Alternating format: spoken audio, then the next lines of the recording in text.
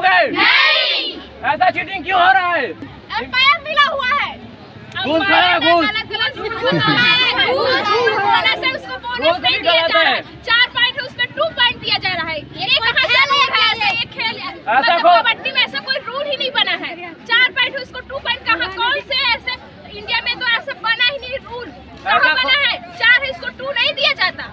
हम लोग भी खेले हैं कबड्डी। सब प्लेयर का मांग है कि गेम दोबारा से हो, मगर यहाँ का कोई गेम दोबारा कराना ही नहीं चाहता। क्यों? खेल दोबारा होना चाहिए या नहीं? खेल दोबारा होना चाहिए नहीं?